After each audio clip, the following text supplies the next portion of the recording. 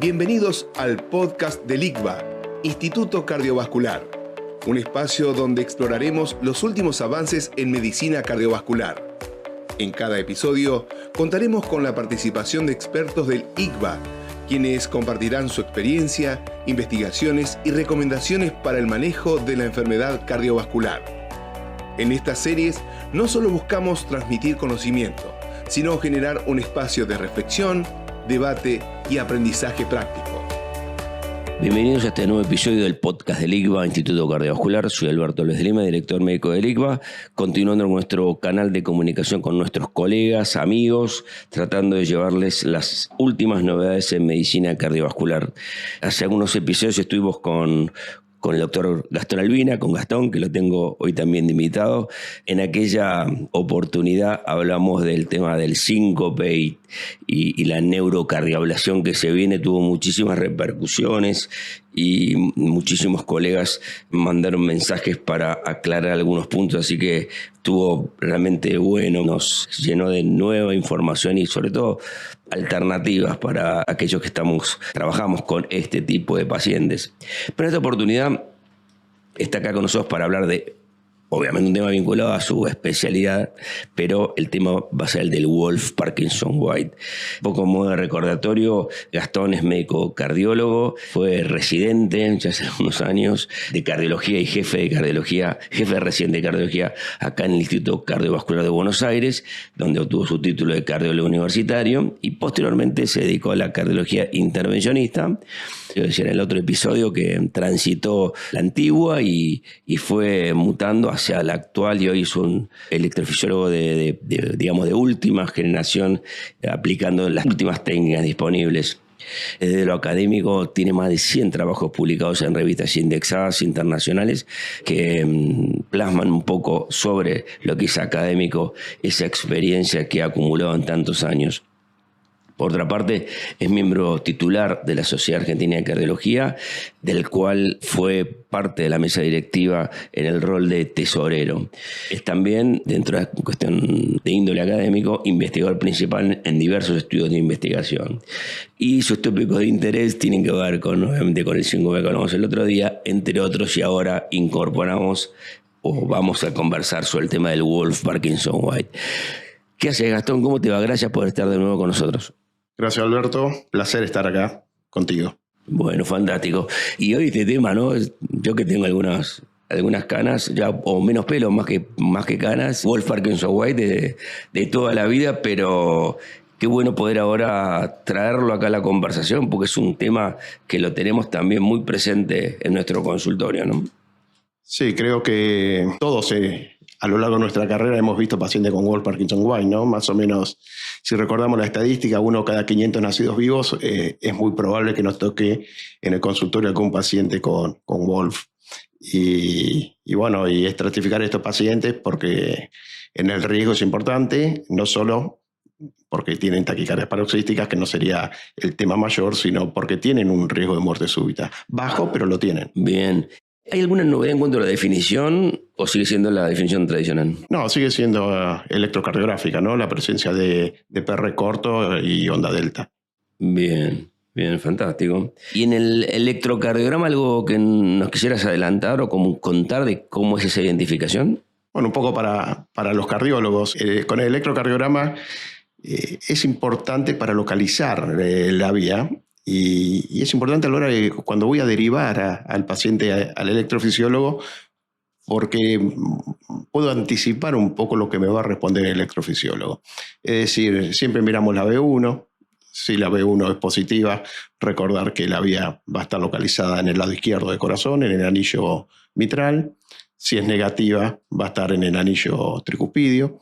Ver el salto de la negatividad supuesta negatividad en B1 a una gran positividad en B2, nos va a decir que es septal la vía, y eso, ahí tenemos la conducción normal, así que ahí, vamos a tener que estar más atentos porque podemos el riesgo de generar un bloqueo B completo si el paciente le realizamos una ablación, y después siempre miramos las derivaciones de D2, D3 y ABF, y sobre todo de D3. Si D3 es positiva, sabemos que el Wolff es anterior.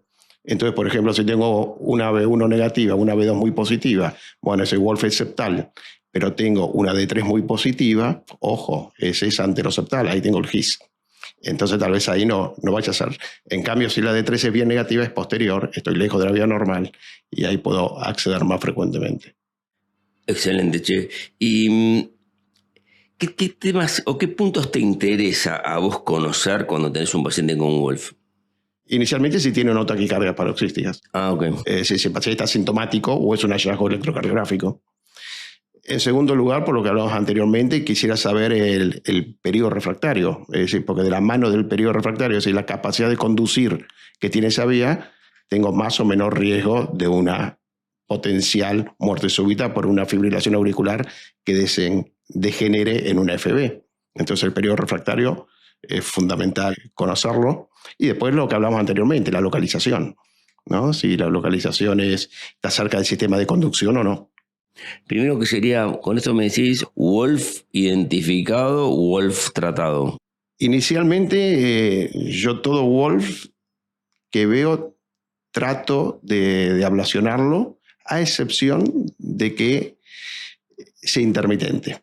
Si el paciente me trae un electrocardiograma que tiene Wolf, me trae otro electrocardiograma que no tiene Wolf, o en el Holter mismo, por momentos tiene Wolf, por momentos no tiene Wolf, y si ese paciente no tiene taquicardias paroxísticas, es de bajísimo riesgo y seguramente no le voy a indicar nada. Pero si el paciente, bueno, obviamente si tiene taquicardias paroxísticas, lo voy a tratar por el síntoma, ¿no? Claro, porque ahí sí, por ahí nos referíamos a aquel que no tiene ningún síntoma, que es un hallazgo casual en el consultorio, ¿no? Sí, sí. Pues es una cosa que trae mucha preocupación en la familia y sobre todo cuando son chicos, adolescentes o en pediatría, porque esto se puede ir corrigiendo cuando aparece en la infancia y en la adultez o siempre se mantienen. Yo he visto algunos que han desaparecido, pero te diría que es una minoría. En general no. Perfecto. ¿Cuál sería el valor, una vez que tenemos el diagnóstico, aparece el electro, supongamos un caso que tiene algún episodio de taquiarritmias y por eso está en tu consultorio? Ya estuvimos analizando el electrocardiograma y vimos la posición, como tal como nos comentabas ahora, ¿no? Para vos, ¿cuál es el valor de las pruebas no invasivas? ¿O tienen valor las pruebas no invasivas? Básicamente en pruebas, y en general cuando nos viene el paciente derivado por el cardiólogo con Wolf, siempre trae un Holter y una ergometría, y eso está muy bien. El Holter me sirve para ver lo que decíamos anteriormente, si es intermitente. Es decir, si hay periodos que no tiene Wolf, ya sé que eso es bajo riesgo. Y la ergometría es útil, obviamente está indicada, pero muchas veces es difícil de interpretar. Yo lo que veo, Alberto, primero que las ergometrías son cada vez de peor calidad. No sé si te pasa, se priorizan las imágenes y las ergometrías son cada vez más calidad y a veces a alta frecuencia y perdió la onda delta, no perdió la onda delta y no sé, me parece que sí, me parece que no. Y esas dudas son muy frecuentes. Es decir, creo que además recordar que pierda o no la preexcitación en el esfuerzo es una competencia entre el nodo AB y la vía. Es decir, recordar que en el esfuerzo el nodo AB acelera la conducción, sobre todo que estamos hablando de gente joven. Entonces muchas veces, y bueno, veo menos preexcitación porque aumenta la conducción a través del nodo, pero no es el periodo refractario real de la vía. Es decir, la prueba ergométrica me sirve cuando es contundente. Si el paciente de golpe pierde totalmente la preexcitación, ahí sí me sirve para tener una idea del periodo refractario. En la inmensa mayoría te diría que son dudosas. ¿Qué frecuencia es tope? Que dice, bueno, si se pierde la onda en esta frecuencia, una frecuencia que sea tolerable, digamos, una... Sí, nosotros, si eso lo traducimos a periodo refractario, en realidad lo que buscamos es, cuando le hacemos un estudio electrofisiológico, decimos bajo riesgo o alto riesgo, un periodo refractario de 240. Y en realidad, a lo que se refiere más que nada es siempre viendo la posibilidad de conducir que tendría si ese paciente se fibrila. Y recordar que la fibrilación auricular, si bien la puede tener cualquiera, la gente que tiene Wolf tiene más incidencia de fibrilación auricular. Es más fácil que tenga una fibrilación auricular que la gente que no tiene preexcitación. Y ahí el riesgo. Qué interesante. Así que supongamos que las pruebas no invasivas, te refieres a la ergometría, me parece interesante el concepto, que la ergometría claramente ha perdido importancia en los chequeos, digamos. porque ahora se priorizan las imágenes, nadie le da mucha importancia al electro. Y acá un poco el pedido probablemente tenga que estar muy orientado cuando uno hace el pedido, ¿no? Es decir, es para esto específicamente. Entonces, ¿hay alguna otra prueba no invasiva aparte de la ergometría? No. Inicialmente yo creo que Holter ergometría, y como bien decís vos, una buena ergometría de 12 derivaciones. Bueno, entonces, digamos que ya discutimos sobre las pruebas no invasivas. ¿Qué hay de las pruebas invasivas? Ya para ir acercando más el plan de trabajo. Bien, y ahí viene de nuevo, estudio electrofisiológico sí, estudio electrofisiológico no, vamos derecho a la ablación. Es decir, un poco creo que lo decíamos al principio, todo Wolf que uno ve trata de eliminarlo, a no ser de que, como decíamos, sea intermitente o esté ubicado en una zona cercana a la vía de conducción, en un paciente que está asintomático. Ahí no quiero asumir ningún riesgo de un bloqueo completo y tal vez ese no lo abordo, aunque ahora es cierto que tenemos la crioablación que me permite ir a esas zonas conflictivas un poco más seguro que con la ablación tradicional. Pero en general me fijo la localización. Si la localización no es comprometedora en lo que hace a la vía de conducción, directamente le hago el estudio electrofisiológico y eventual ablación. Recordame que es una localización peligrosa y cómo desde el electrocardiograma puedo darle anticipación. Básicamente son las vías septales, ¿no? Que es donde está el sistema de conducción. Y esas son las que son negativas en B1 y un resalto importante se positiviza rápidamente a partir de B2. Eso ya me dice que es septal. Y después de 3, si de 13 es francamente positiva es anteroseptal, si de 13 es isodifásica es medio septal. Y esos son los dos más complicados. Me lo comentaste al principio, pero me parece bueno recalcarlo, ¿no? Y sobre todo para cuando uno lo tiene en el consultorio poder mandarlo, como también dijiste en un momento, llevarlo al electrofisiólogo con un poquito más de información. Porque hablabas que estos pacientes pueden producir bloqueos, ¿no? Durante la ablación. Con la ablación tradicional, por radiofrecuencia. Claro, si lastimo la vía normal, es la complicación. Porque acá no se usan ni mapeos, ni no se utilizan mapeo anatómico, cardioanatómico. El mapeo aporta muy poco en un Wolf Parkinson. Yo en general no lo utilizo.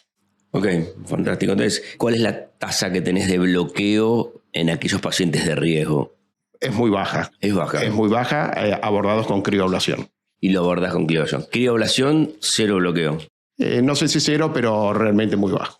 Realmente muy bajo. Porque, bueno, es una lesión mucho más lenta, entonces me permite ver que si estoy dañando las vías normales, parar y en general todo vuelve para atrás, ¿no? En cambio, si voy con la radiofrecuencia y lastimo la vía normal, probablemente ya cuando pare sea tarde. Nos hemos ido directamente a la discusión diagnóstica invasiva. Y cuando vamos al tratamiento también tocamos el tema de la ablación.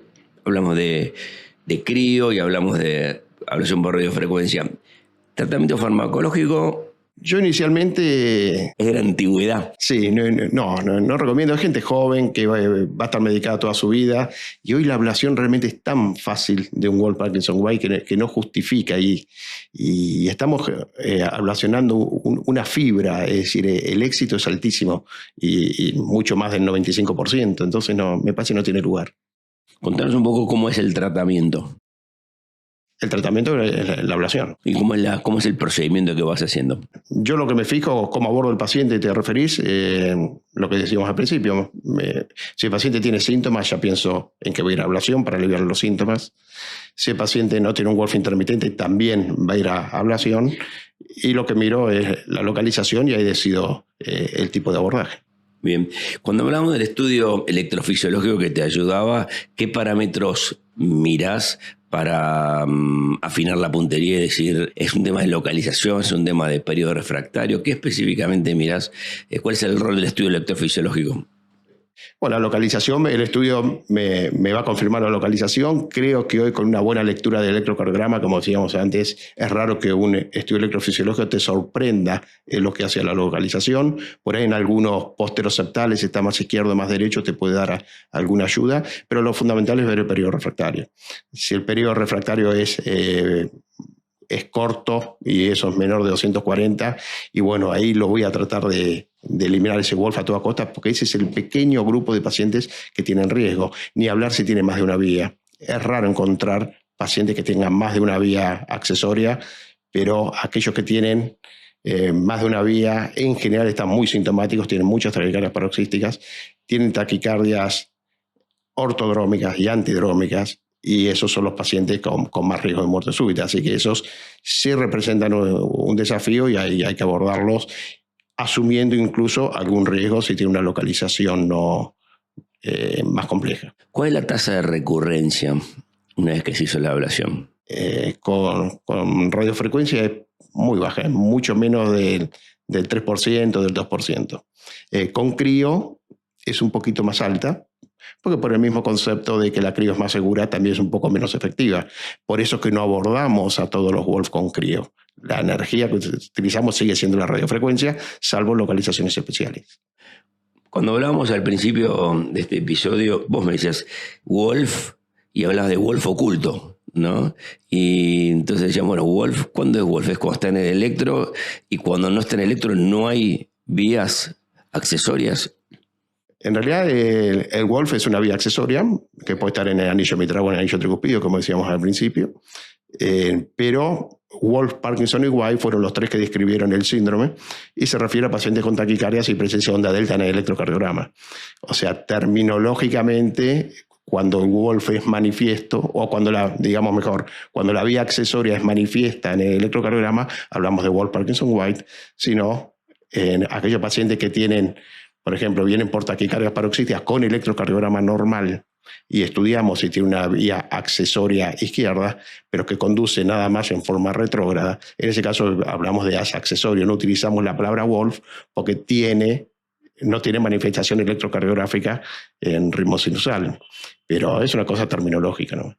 Bueno, pero porque podés encontrar esos espacios, como me decís, en pacientes que vienen con síntomas pero no tienen onda delta en el electro. Claro. Lo que sí en esos, un dato importante que me traes a la memoria con esta pregunta es, obviamente, si no tiene síndrome de Wolf, Parkinson, White, el riesgo de muerte súbita es nulo, ¿no? Porque tendrá taquicardias paroxísticas, pero si el paciente se hace una fibrilación auricular, va a conducir por la vía normal como cualquier paciente con fibrilación auricular. Bueno, Gastón, creo que hemos ido recorriendo y nos has aclarado un montón de cosas, sobre todo qué es esta vía accesoria. Hemos hablado de la localización, hemos hablado de los puntos principales de interés, ¿no? Sobre todo los pacientes que tengan síntomas y arritmias. Hablamos del valor de las pruebas no invasivas y nos quedamos con la ergometría con cierta limitación en sí mismo. Y charlamos sobre la tasa de bloqueo del tratamiento. ¿Algo más que me quisieras aclarar? No, creo que me has conducido por todo lo que es el síndrome, así que me parece que tocamos todos los aspectos. Bueno, Gastón, muchísimas gracias y nos veremos en otro episodio. Gracias por acompañarnos durante esta edición. No olviden suscribirse a nuestro canal. Nos vemos el próximo episodio.